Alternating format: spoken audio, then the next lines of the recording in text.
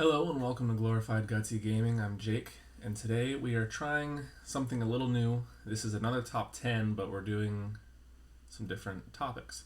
Today's topic is my top 10 Kickstarters arriving in 2022. Now, these are just games that I backed personally. They're not going to be the most expensive games. There's no all-in pledges. There's no Zombicide. These are a lot of niche games, you could say. Maybe small market, lesser known. I like to back things from Japan a lot, so you'll see some of that. Just some smaller titles for the most part. There's a couple big ones that you'll recognize, but let's just get into it.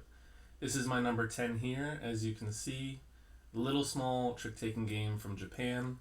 They did a small release, I guess, at a convention there, and it did rather well. I really like this cover here. These cards are sleeved, so I think they look a little odd. I don't usually sleeve cards. Let's see. Figure I'll go through this little page real quick to show you some more information about it. 3 to 6 players, 5 is optimal, it says 30 minutes, 6 and up. I'm going to do English, and I already did Japanese, like I said.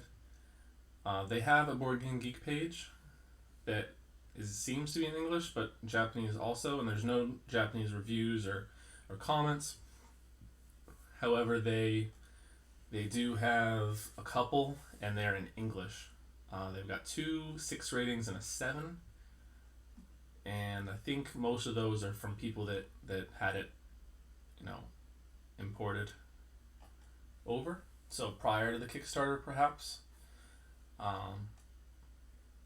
But you get cards and points for matching up pictures, and you're trying to win tricks. And I don't know, I think it looks very neat. The art is a little silly, but for a trick-taking game, I feel like that's not the end of the world, right? So that's really kind of adds to it, I think, rather than takes away.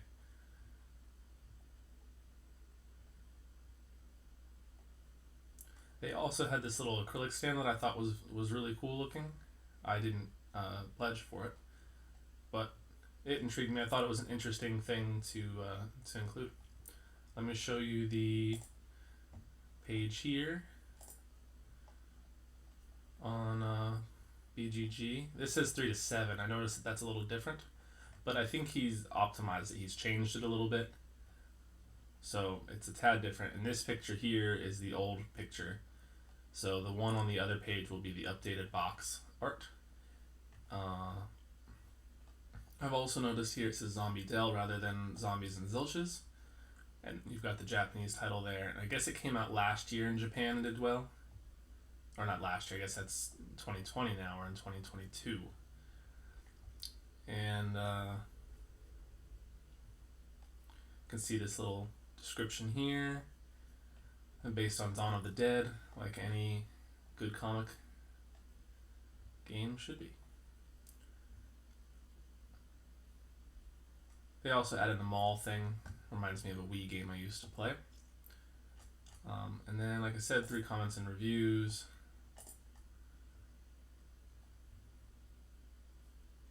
Not too much in the comments there, but as you can see, the ratings, like I mentioned. And now let's get into number 9. And here is my number 9. This is Captain's Log. As you can see, this is still running, but already funded, several stretch goals in now, and it is the only game on this list that was on Kickstarter this year. This is a big long game compared to what we normally play. It says 1 to 4 hours, I think, here on this section, but I think everywhere else I saw 2 to 4, but they do mention you can change the length of the game, which I think is interesting.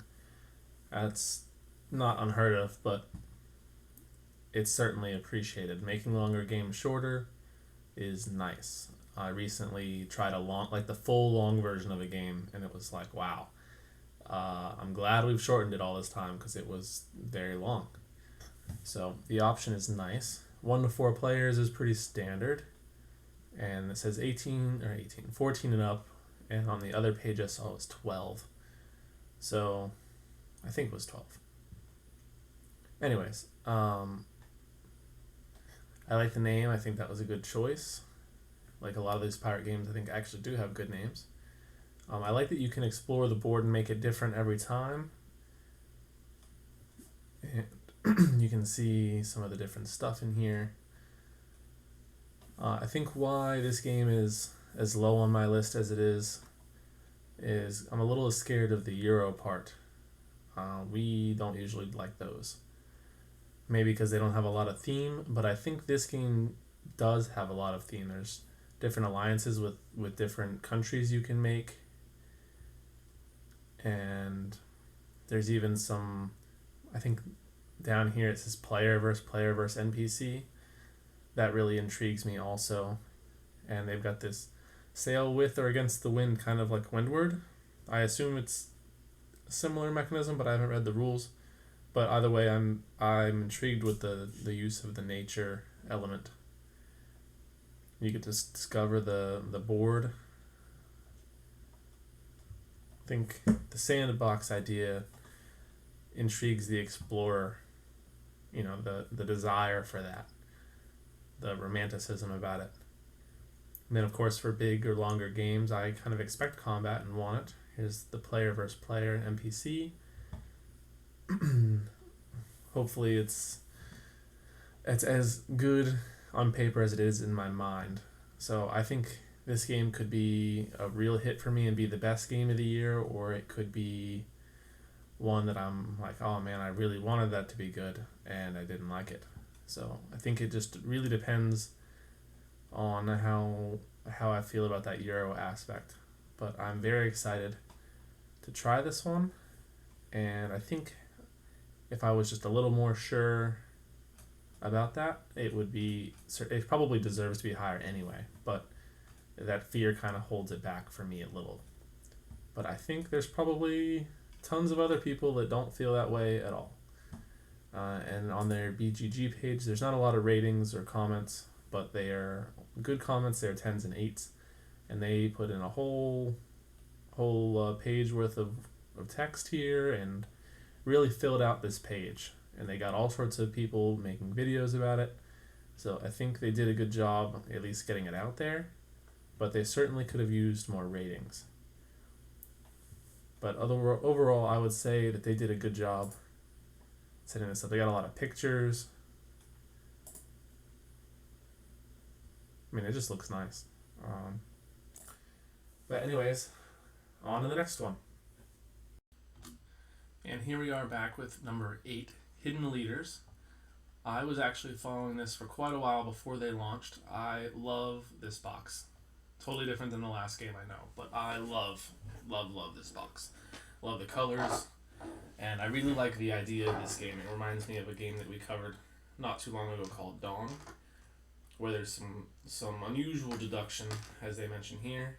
2 to 6 players, 30 minutes, ages 10 and up.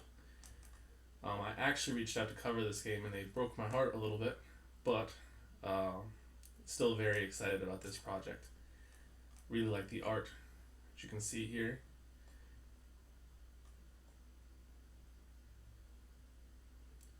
See some nice quotes. I like the board too. I thought that was nice.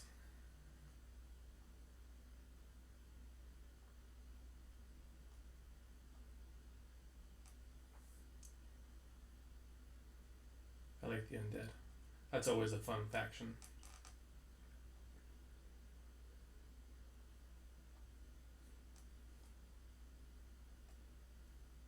This one wasn't too much either, but I think this one may be too late to get in on. But it says they're going to have a retail version, so you could probably wait until there's reviews to find out. But they do have a hefty number of BGG reviews that we are going to go look at. So let's get to it. And they're rated quite high, 7.6 already, as their overall for right now. It's pretty good. And it hasn't even delivered yet. We're several months away from what I recall. And you can can see the victory conditions. There's different teams and stuff. I enjoy that quite a bit. Bluffing and deduction and all that. It's right up my alley. But you can just take a quick look at these numbers here. Majority of 8s. That's really good. And after that, 7s, 6s, 8s, and 10s are next common. So everybody seems to like this in here. I mean, even a 6 isn't a bad grade. There's a handful of lower numbers, but overall, very good. Don't think there's any lying in these reviews. I think there's simply too many good ones, and none of the bad ones left any comments that I can see. So they had a print and play, so they got a lot of reviews ahead of time for that. So let's move on to number 7. And we are back with my number 7 Kickstarter arriving in 2022. It is Bone to Pick. It is a pretty large size game based on this picture, but it is a party game. And if I'm not mistaken, this is the only party game on my list. It is. I just double checked. They have a couple previous games that they worked on that have done really well, gotten solid reviews, and great ratings on BGG. And I actually felt comfortable enough after the campaign was over with them to go ahead and add those on to my pledge. I'm very excited to see all that.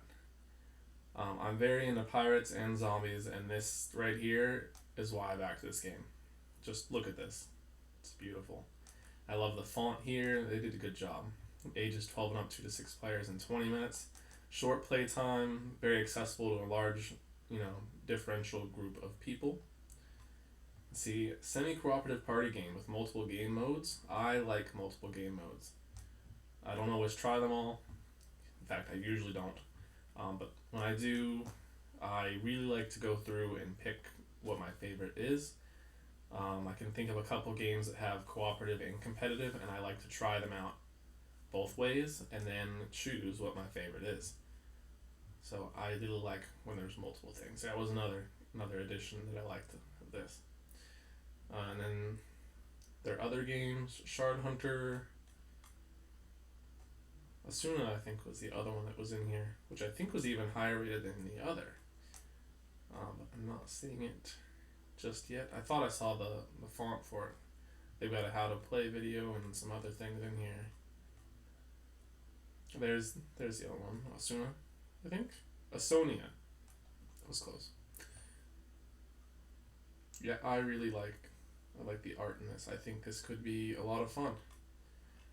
And I'll show you, as usual, so far for this video, the BGG page.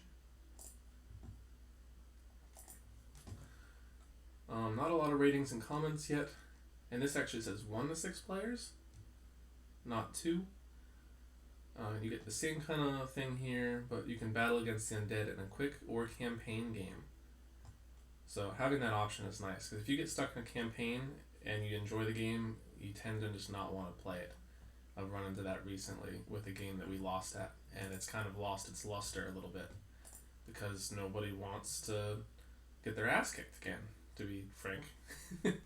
So that's a nice option to be able to step away from that if you get stuck. And again, zombies, like I said, more bluffing. This one's got cooperative in it, just like the Hidden Leaders has some kind of semi-co-op involved. I like that as well. I like kind of the option or the changing. So you can see the table here. There's not a lot of views, but 7 and above is all good. So they had a free print and play also. No comments from people that actually rated it, so the raters didn't put one in. But I wouldn't worry too much about any kind of reviews because, like I said, the last games have done very well. And I checked those reviews myself, and they were well received. So, I don't know if you can still get this one. Let me take one more quick look. I forgot to check. Oh, they have a pre-order available. So it is still available if you want to get on this. It was supposed to deliver this last December, but I think it's been pushed back to late spring. So yeah, getting on this. I think this is a good one. Alright, here we are back with number 6. This is Mechanical Beast for 1 to 4 players, ages 10 and up, 20 to 40 minutes. I know another light game. There's going to be a lot of those. This one also had a print and play. Did well in a contest. Another low price tag, and the pledge manager is still open on this one. I actually just read the other day that there's a delay. Again, as per all of them, for the most part. So they're going to be a little late, so more time to get in if you're interested.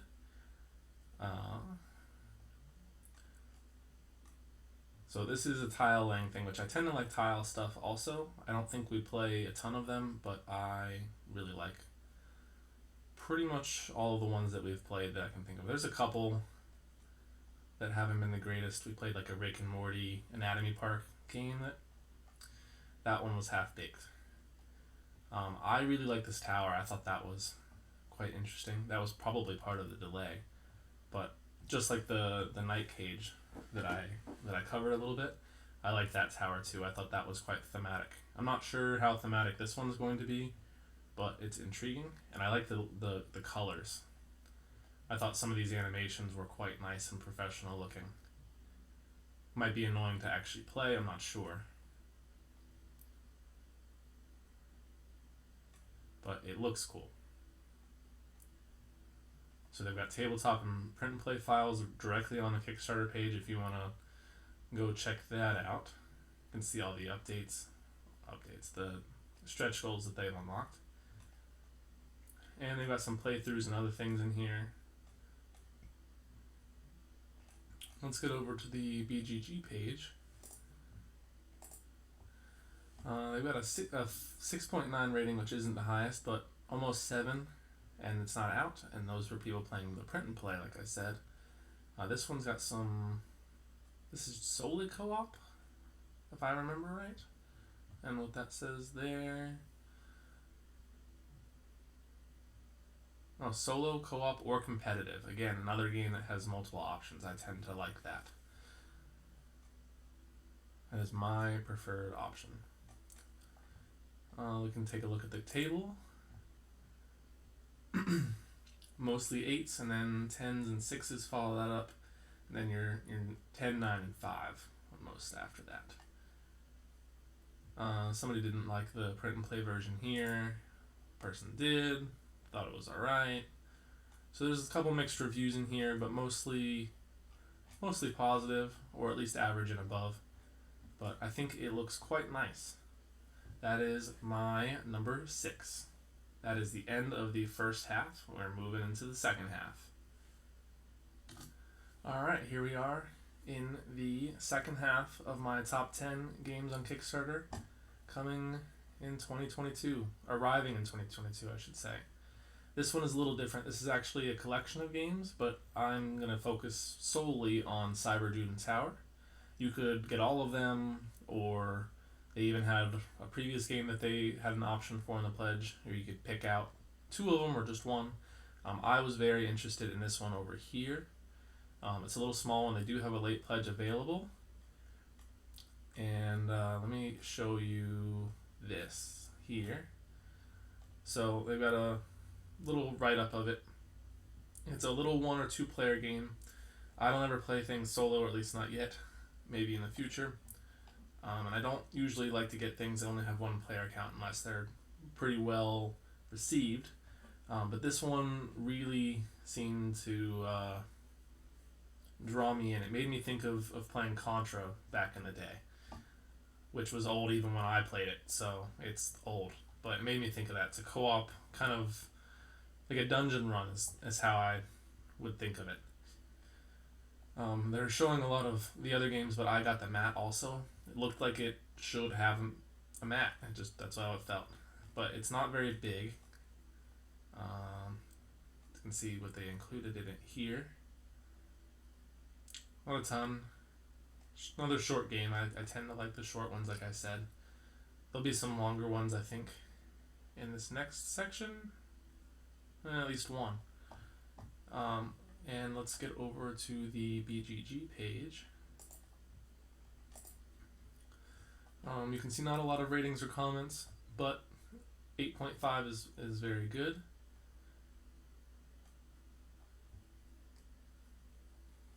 Pretty simple plot there, so I don't expect a ton of theme, but it intrigued me enough to bring me in and follow it, so there's that. You can see most people gave it a 9, and then there's a couple other ratings. This top one here is the most negative, and it's a 5.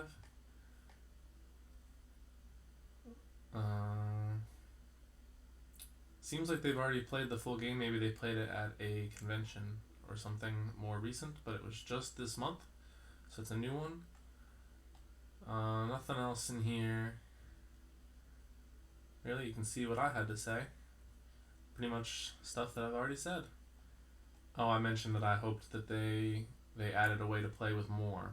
And I bet you with a second copy of the game, you could very easily come up with a way to play this with 4 or 3, I suppose, if you had 2 copies. Or maybe even more if you had more copies. But, intriguing one for number 5. And we're back with number 4, Dungeons of Dragmar. 1 of 4 players, dynamic and fast game filled with dungeons, monsters, items, and curses, and dead heroes you might decide to sacrifice. 2 expansions included. This is a 14 and up, 15 to 40 minutes, and 1 to 4 players. This is another one that I think the art probably dragged a lot of people in. This is it's dark, but it's pretty great. The map also, I thought, was quite well done. The reason that I was really into this is that they did Sleep Tight, which was a little horror semi-co-op game, kind of like some of the other ones that I've talked about, and I thought it was quite good. There was a couple little things that they could have improved on. They needed a slightly better organized rulebook, and they needed some reference cards for all the symbology. So this one I backed right away. This is probably going to be bigger than all the ones I've covered so far.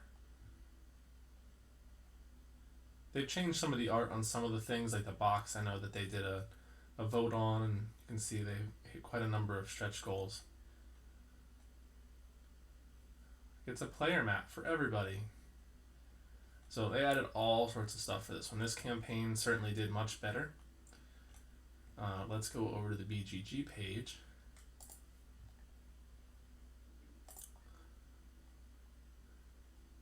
There's not a lot in here. There's a little bit more ratings and comments than the last one, but this says 10 to 45 minutes. They had a print and play too, but I never really bother. Every time that I've tried to do a print and play, or I've looked, the amount of time and effort, it just doesn't seem really like it's going to be worth it. So I never really bother going into that too much. This person had a print and play and liked it quite a bit. You can see most people in here liked it a lot. There was a 4 and 1 6, but everything else is 7, 8, 9, 10. Kickstarter must buy, this person said. Well, this person didn't like it at all. But I know that they had a lot of work to do after the campaign was over. So any of these bugs that maybe he was upset about, or maybe the 6, it could only get better. So I think that is an interesting one to look for. On to the next. And we're back with number 3. This is Don't Go In There. Look at this excellent box that turns into a dice tower and these crazy glow-in-the-dark dice. I don't know if that comes in every box, but the box certainly does turn into a dice tower for every game. I think that is really intriguing. I'm sure it's been done before, but not every company makes canvas. That is part of why I was very interested in this. And then another Halloween kind of themed game, I'm always into those. And this one's aimed more at kids, I think, but their canvases could be played by anybody, and I think that's their goal here. They're kids trying to get out of this house, 2 to 5 players, 10 and up. So I would bet maybe even kids younger than that could play this. But 30 minutes, you can see I mentioned canvas here. You get a little summary. Kids wander into a creepy house. Shouldn't touch anything. Accidentally awoken an evil presence. You have to undo the curse and escape with your sanity or be haunted. So 5 glow-in-the-dark dice are going to come in it for everybody. Just watch this animation. That's beautiful. So probably not going to be the deepest game, but really, really nice production. I'm actually surprised this game didn't do better, and I think it did pretty well. Where did it say? 151,000. That's actually pretty good, I guess. But again, I think it probably could have done better. I think Canvas did stronger. That's probably a more accessible theme, but I don't know. This looks like it has some cool features. We got the BGG page with more pictures. Nothing extra really there. You can see the mechanisms. Nothing too. I don't think there's going to be anything too new and exciting in this title. But I think it's going to be a lot of fun. It'll be like one of those kids games that people are going to have nostalgia for forever. I think that's just the kind of games that are aimed at kids that have good productions. That's kind of how they come across. You can see a couple 6s here, but the rest are above. Kids games are known to have a little bit lower ratings on BGG anyway, because it's harder to rate them as an adult. Something that didn't take a lot of work doesn't feel like it deserves a 10, right? But I don't know, it looks like they put a lot of work just into the box. Might be worth checking out. Alright, I'm getting quite excited here. We are number 2 with Dawn. Build a village or build your fortune. 2 to 5 players, 40 minutes. And this is another one of those games I mentioned earlier, the type where it's semi-co-op. Everybody could work cooperatively together, or you could secretly be evil, I guess, or a terrorist. I forget the word that they use in the game, but this is one I've actually played on Tabletop Simulator. I quite enjoyed it. It very easily could have been the number 1 for me. Some people weren't crazy about the art. I think it's kind of unique. I don't think that the theme really on this game matters that much. I mean, it does, but you're building this town, and you're just trying to get the most points. There's a set number of points you need to get a cooperative victory if everybody joins you. And the more traders, I guess that's the proper term, the more traders there are, the less points you need to win. And if you're the trader, you don't want to let them hit that number, and yet you also want to have the most of the gold, which are these yellow cards here. So you're going to have your own stashes in front of you, essentially. So if you're going to be a trader, you want to just stash gold and have the most. And you're also trying to hide the fact that you're a trader, otherwise people can use these red cards to attack you and burn your gold, and then you'll lose. But there's no limit to the number of traders. You could all be traders. We played a 4-player game of this where 2 people ended up being the trader.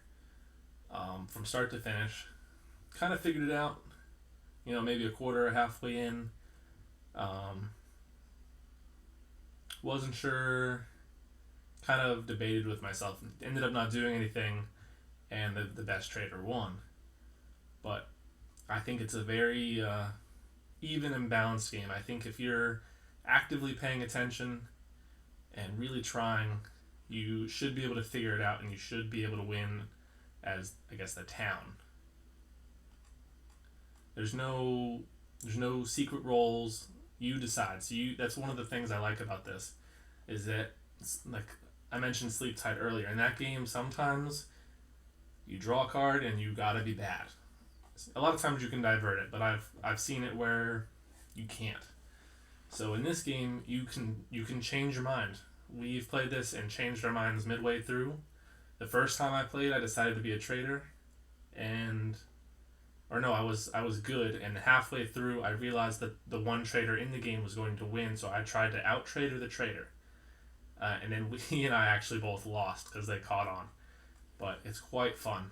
You can actually see that they quoted me here, which I'm very proud of. It was an instant back. I very much enjoyed this play. I cannot stress enough how much that I like this. So, just go over to BGG real quick. And I've played this a couple times, like I said, but almost it's all on tabletop, which is a little longer because it says 25 to 45 here, and I think it said 40 on the other page. I think we spent longer pretty much every time, but on tabletop everything's a little slower, and we were being taught or trying to figure out what the rules were to set up on our own without playing with the guide. But I think you could probably play it in those time frames for sure. So they mentioned city building. The town essentially is trying to you get cards every turn, and you're trying to work together to build these buildings, and then there were points, and then there's other buildings that you can all work towards together. There's a lot of options. You're going to do something, and you shouldn't wait very long. There's not going to be a lot of downtime. You can see an updated comment I made here. Not a lot of comments, but 3 reviews, all very good. I had initially made this an 8, and then have gone up. The more I've played it, every time we play this game, we talk about it for days afterward. And as you can tell, I'm still talking to you about it. And I wrote this this was July, and I wrote my initial comment well before that. So I'm still talking about it almost a year later. And I haven't played the physical game yet, but it is going to be great. You can't get in on it anymore, but I'm sure they'll have it available. The first game that Taylor Hayward created, I talked to him, and I've played his first game. I bought his first game. It is good. It's very small, but it is a very interesting game. I hadn't played anything like it either, but I certainly like Dawn better. The hardest and worst part about these games is the names. They're quite hard to find on BGG. It took me quite a while, and on tabletop too, because they're on there. They're just a little bit of work, but well worth it. So I'll stop rambling, and we'll move on to number 1 finally. Welcome back for the number 1. It is Wolfenstein, the board game. As I said earlier, several of these games on this list were meant to come last year, and they didn't. So that means they're available for 2022, and that's where we're at. This is a gigantic game, 3 things in one. This is the biggest one. I mentioned that I was going to have bigger as I go. Well, here it is. This is the big one. And this is, I think, the only fully cooperative game on this list. And it's a dungeon crawl, which isn't the only one, because Dragmar is also a dungeon crawl. But 92 plus miniatures. This is a huge monster of a game. I think you can tell just how much is into this. The detail. They added a bunch of stuff. You're gonna try to kill some Nazis. If you've played the video games, they're very good. I liked the Old Blood especially. So these come with it, as well as there's also one other part which we'll get to. But they have maps and these 3D looking terrain that look great. It's going to have a lot of table presence, but I imagine it's going to be a monster to set up. They actually have the ability to buy the pre-put together figures and walls and things, because I guess a lot of people were willing to pay extra to not have to do that. It says pre-assembled edition. So they snap out and you snap them into place, so there's no glue, which I'm thankful for. It's going to be a lot of work, but it looks amazing. this looks like the kind of game that you're going to start, and it's going to take a long time to get through. The company itself has, I guess, had a couple blunders, so people don't love the company, but I think since this campaign they've done a couple 3D terrain type campaigns on Kickstarter that have done very well, and people have been very pleased. So I think their bad reputation is probably behind them.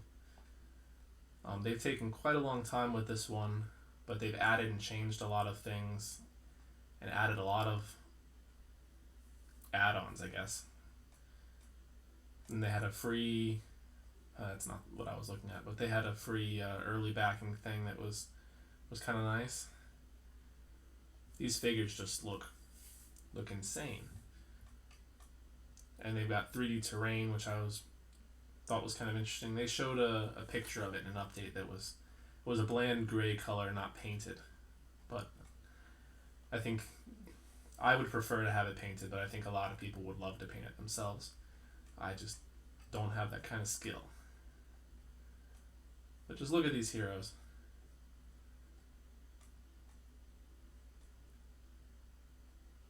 If they come looking anything like these, I think everybody is going to be very, very happy. I don't think it got it made a lot of money, but I don't think it got a ton of attention.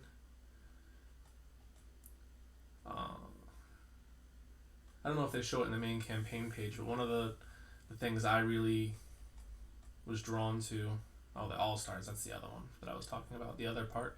So there's like 3 boxes. And then if you get 3D terrain, that's another box. Yeah, like I said, another box. And they had a dice tower that looks really nice. I added that onto mine. But they unlocked all sorts of stuff. Extra characters, extra cards, tokens, a plastic tray. Just anything that you could think of, it's in here. They unlocked it.